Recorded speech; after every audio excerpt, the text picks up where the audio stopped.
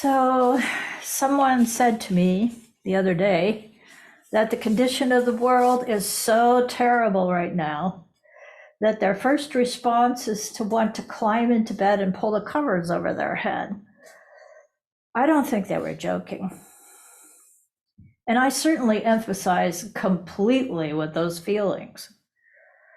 But as I thought more about that response, a complete withdrawal into one's cocoon, I wondered about an appropriate response to the suffering of the world.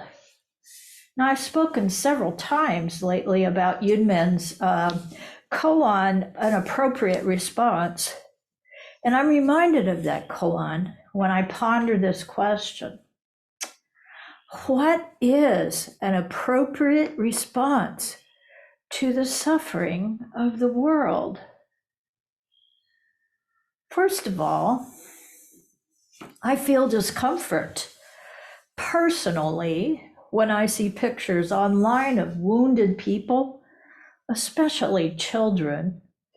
I feel discomfort when I meet homeless people in downtown Olympia. I feel sorrow, grief, and anger, and a kind of despair at the human condition. Why do humans have such difficulty getting along with one another? How can we treat each other with such contempt? What makes it possible for some of us to exploit the rest of us simply to make another dollar? Actually, the Buddha gave us the answer to these questions by teaching the Four Noble Truths.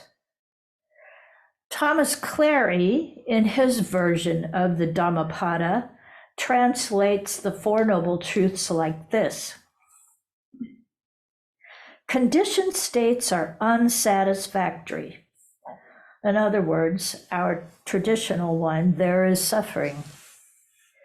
This misery has a cause, which we know are greed, anger, and ignorance, the three poisons. This misery has an end, and there is a way to the end of this misery, which we know is the Eightfold Path. Clary points out that the Buddha was highly practical and instead insisted on us seeing past our emotions and fears to the objective reality itself. Now, at this point, you're probably thinking, come on, Jikyō, I know all that. I've heard it 1,000,000 times already. This is true.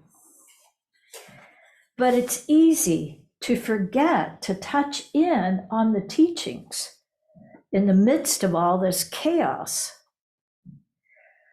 One cannot remind oneself often enough of the basics of the Buddha's way. They are timeless, irreplaceable, and they are effective. So, what is the objective reality itself? It's not what I'm seeing on my computer screen. That is an abstract reality, unless I'm actually present where these events are taking place. It might be useful to remind ourselves of how objective reality is created. Here, I'm referencing Walpola Rahula's What the Buddha Taught, which is an excellent primer on the Buddha way. The Buddha taught that there is no consciousness without conditions. Consciousness is named according to the conditions through which it arises. These conditions arise through the 6 senses: sight, sound, smell, touch, taste, and mind. And we just chanted the Heart Sutra this morning, and we chanted those things. When I see those pictures on my screen, only sight, sound, and mind consciousnesses are involved. I can't touch, smell, or taste that event. The emotions aroused are generated by mind consciousness from previous experiences and associations. Or perhaps from imagining myself in the situation of those I see on the screen. How objective is this reality? On the other hand, when I encounter a homeless person in downtown Olympia, all 6 of my senses are present and functioning. Yet the emotions aroused are generated by mind consciousness from a sense of injustice, compassion for one who must live in precarious circumstances, despair that the misery of the situation will ever be addressed, etc. This reality is more objective than the one on the screen because I can see, hear, and perhaps touch this event. But the way I perceive the situation is influenced by mind consciousness. So if we study the Buddhist teachings, we find a most excellent description of a human being, composed of an ever-changing swirl of consciousnesses. That we concretize this process into a fixed self and a fixed world is our fundamental delusion. Why have I wandered off into the Buddhist teachings? I think it has something to do with characterizing the condition of the world right now as particularly terrible. It is, in my memory, the first time that such slaughter of human beings has been televised, tweeted, and followed so closely by so many people. And the world is rightly aghast. All of a sudden, we see the real consequences of war. But greed, anger, and ignorance have always operated like this. And I'm not trying to minimize what's happening at all. But in one of the stories that comes to us from the past, Ashoka, king of an empire in India sometime around 250 BC, was so sickened by his own carnage in his conquest of the Kalingas that he renounced armed conflict altogether and adopted the principle of conquest by dharma, or right life. We know him because of all of the Buddhist aphorisms he left carved into the rocks in India. We could only hope for such an outcome today from the leaders that we have now. So I began by talking about sorrow, grief, anger, and despair. None of these feelings are comfortable, and most humans would rather avoid them if possible. I love this story about the Buddha and the farmer that Judith Bjorkgren used to illustrate her discussion of the first noble truth in our study book, The Eightfold Path. So this farmer comes to Buddha and he goes on and on about all of his problems. He really hopes that the Buddha, as a wise man, can help him solve some of his problems. And the Buddha says, I can't help you. And the man says, what do you mean? And the Buddha says, everyone has problems. In fact, everyone has got all 83 problems, and there's nothing you can do about it. If you fix one problem, there's just another one is just going to come along. There's nothing you or I or anyone else can do about it. The man got really angry. He said, I thought you were a great teacher. I thought you could help me. What good is your teaching? And the Buddha said, well, maybe it will help you with the 84th problem. And the man said, what's the 84th problem? The Buddha said, you don't want to have any problems.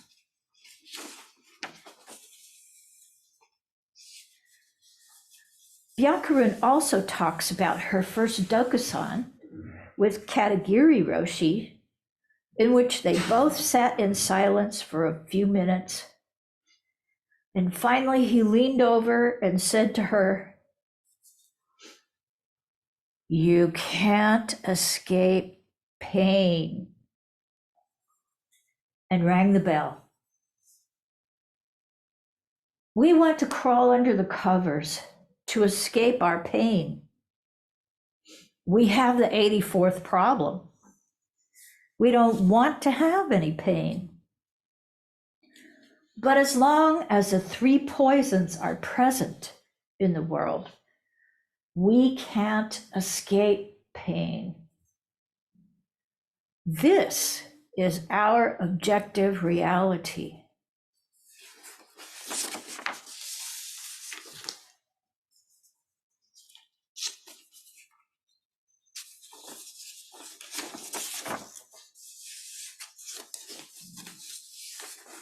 At every session of morning practice since the bombing began in Gaza, we've been chanting Myoho Rengekyo Kanzeon Bosatsu Fumon Bonge, calling on Kanzeon, the Bodhisattva of compassion, to hear the cries of the suffering ones. One line in that sutra often pops into my mind when I consider the truth of suffering. The beings suffer embarrassment and discomfort. Incalculable woes press in upon them. In this section of the Lotus Sutra, the Buddha recommends constant mindfulness of Kanzeon, whereupon many miracles will happen. And we should not be dismissive of this possibility. Many people have stories of great changes in their lives that happened when they called upon Kanzeon with all their heart. But that is not my point. I want to point out exactly what Kanzeon Bosatsu is doing in this sutra. Listening to or observing the sounds of the world. Kanzeon is not pulling the covers over their head, hoping to escape pain. Kanzeon is paying attention.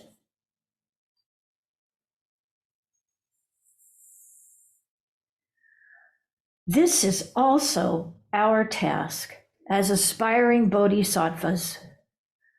Our task is not to look away.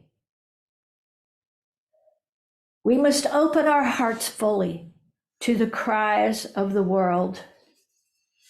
This is our objective reality, this maelstrom of pain and suffering. How can we tolerate observing this? By diving into practice instead of diving under the covers. As long as we imagine that we have a permanent and unchanging self, that we are separate from this world of pain and suffering. Pain will find us. In practice, we work toward the realization, the actual knowing with this instrument, this collection of constantly changing consciousnesses, that there is no permanent, unchanging self.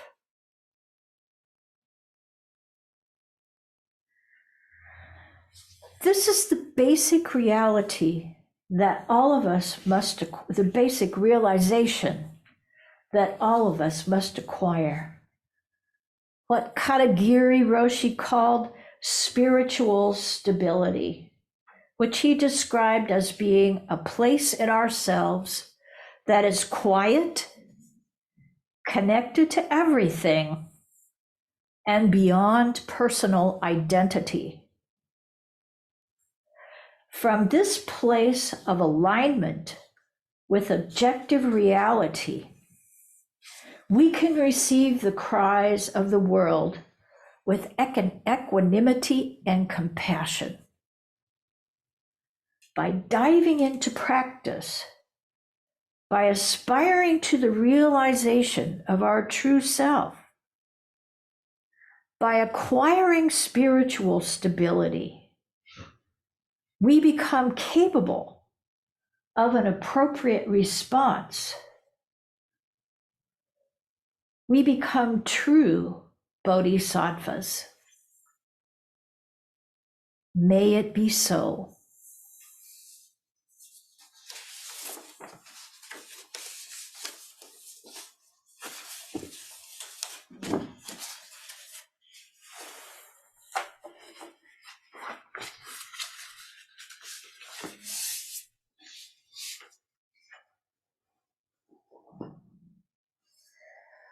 So perhaps you have some questions or some comments on this topic.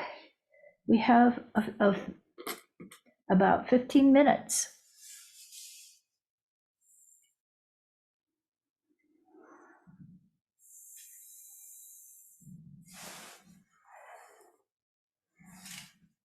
I'm not exactly sure how this relates, but I was reading a book by Joan Halifax, who was talking about the difference between empathy and compassion. And her premise was that when you feel empathy, you're feeling the pain of someone else. If you see someone suffering, and that can be overwhelming and can lead to you feeling like you've reached your limit and you just can't feel pain anymore. But that compassion, particularly wise compassion, is action, and that's caring for someone, but not necessarily maybe motivated by understanding their pain, but not more action than feeling. More action than feelings, yeah. Mm-hmm. Yes, it's a very good distinction to keep in mind.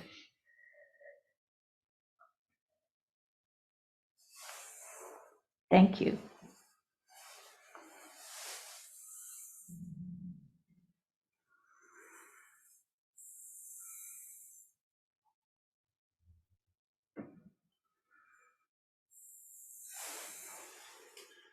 Another distinction to keep in mind, I think, is the Buddha talks about near enemies of near enemy of love is attachment. The near enemy of compassion is what you described at the start, personal distress.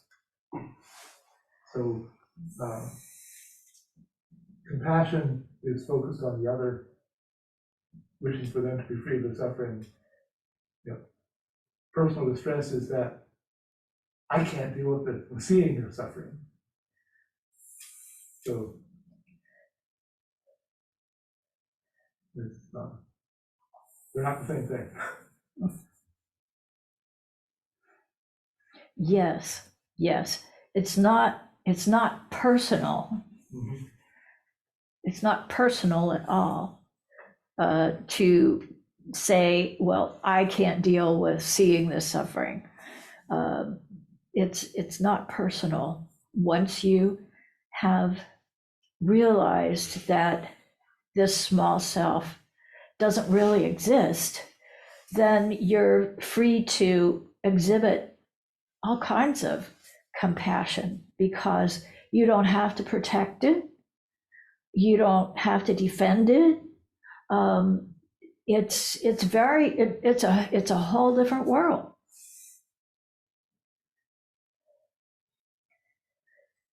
Yes, Mickey. To me, my response to all the suffering I see around me. To me, my response to all the suffering I see around me is to say, what can I do about it? What action can I take? Well, by myself, I can't take any action.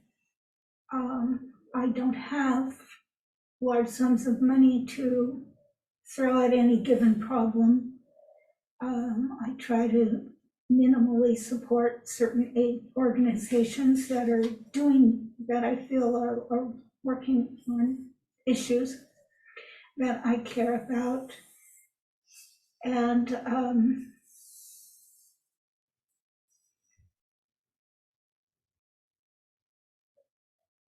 but there are things as a Sangha as a Sangha or by joining with other larger groups of people, we can do something about. So that's one thing, and I'll say a bit more about that later on. That's one thing. And the other thing is, I don't think it hurts to take a break, to get a good night's sleep.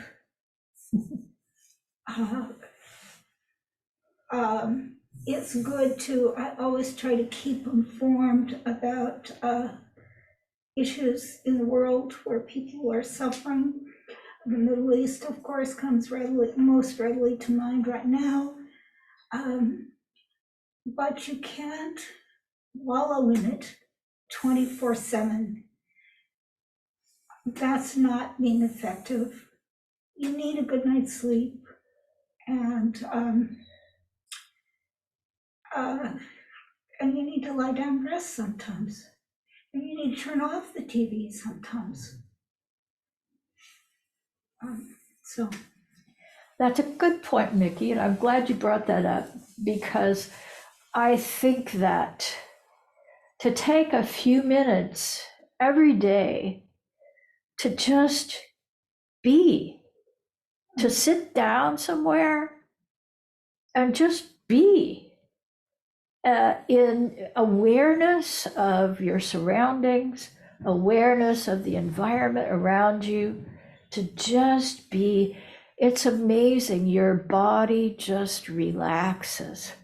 It says, oh, wow, you mean we can just sit here and not do anything? This is great. But we are doing something. We're paying attention, but we're just that. We're just that attention. And when I do that, I notice the impulses that arise always to get up and do something. So I just have to let those go because the task at hand is to just be. So I also do recommend that very much. There were more over here? Yes, I'm here. Continuing Dennis's point about personal reaction to suffering versus compassion, I thought it was very interesting to think about this on an absolute level, because I've heard or read teachers like Thich Nhat Hanh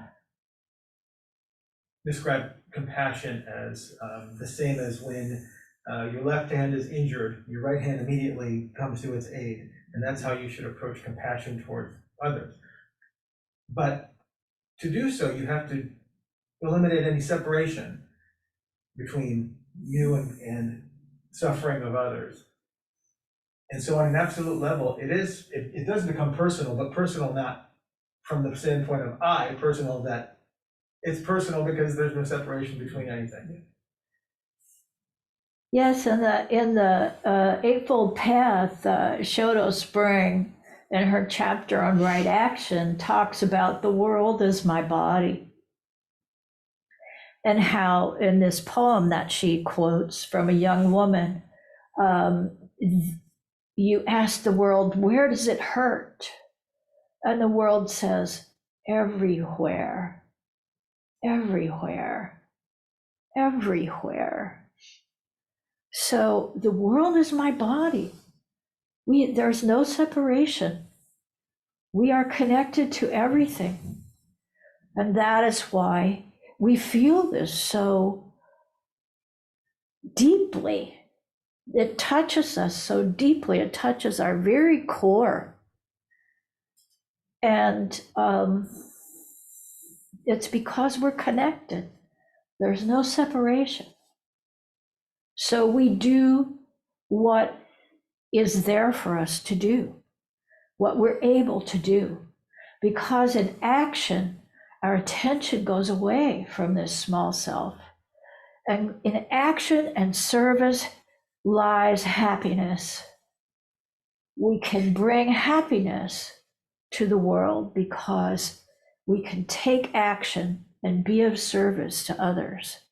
So whatever comes to you to do, it's not like we go out and start an NGO and go to the Middle East. It's that we stay right here on our cushion and we do what needs to be done here. And by becoming better human beings, we contribute to the betterment of the world in just a small way. But the more of us do that, it's like Mickey said, if you can do something with a group, you have a greater impact. So this is really important. Yes, Kayleen. When we watch the documentary on carving the Buddha statues. I can't hear you. When we watch the documentary on carving the Buddha statues, the documentarian said, I believe it was him, compassion alone is not enough. And when you just said, the world hurts everywhere, a right action that any of us can do, no matter how small, start with the next right thing to help it, no matter how small. And if we all do that, it builds. And when that one right thing is done, just move on to the next. Because people in worlds that are broken require a lot of care. And sometimes the smallest thing reaps the biggest benefit. Yes, the smallest kindness can have great impact to someone who has been misused.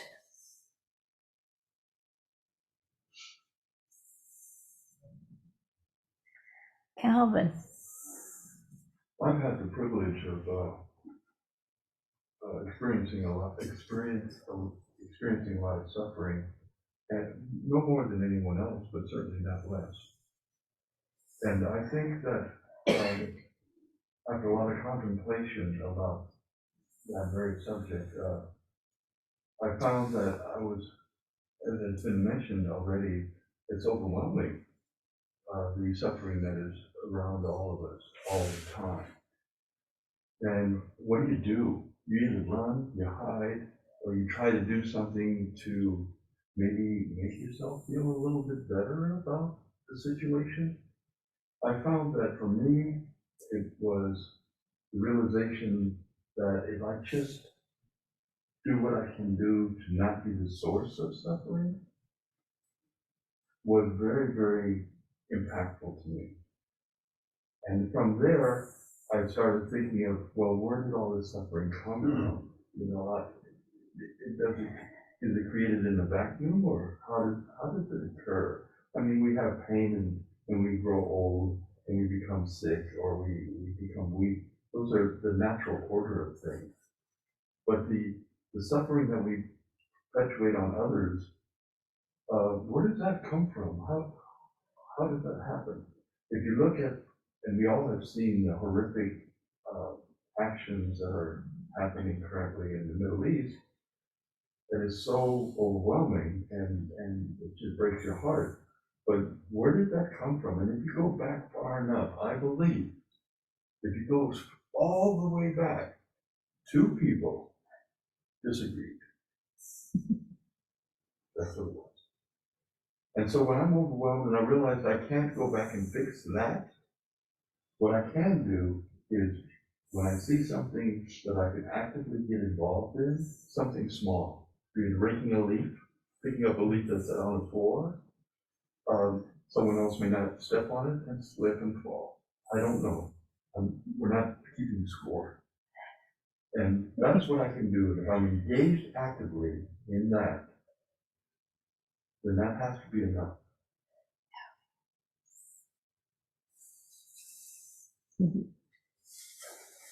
Yes, Bill. I very much appreciate the notion of right action arising in this place, you know, at each moment. And the fact that most of our compassionate action or right action will be just immediate, very personal, relational, moment to moment. I just want to also encourage us to allow ourselves to imagine big action, big change, world transformed. I believe the Buddha's mission includes an end to suffering. And so, while it's easy when I think big to get overwhelmed with feelings of guilt and paralysis, the other danger is to say, well, I'm going to stay in my lane. I just think about all of the people who said, let it be me. Let us do something surprising. Let us be bigger than we think we can be. Because that's enough. Well, and I think you'll find in a lot of cases where people started out just doing the work that came to them, that it mushroomed in an organic way and became larger because more people joined in. Oh, that's a really good idea. Let me help you. So it's not like we set out to make a big project and a big impact in the world, but we start out with our small thing, but it's really important, and we tell other people about it, and they say, that's a really good idea, I'm going to help you. So we don't know what kind of impact our small actions can have. We really don't.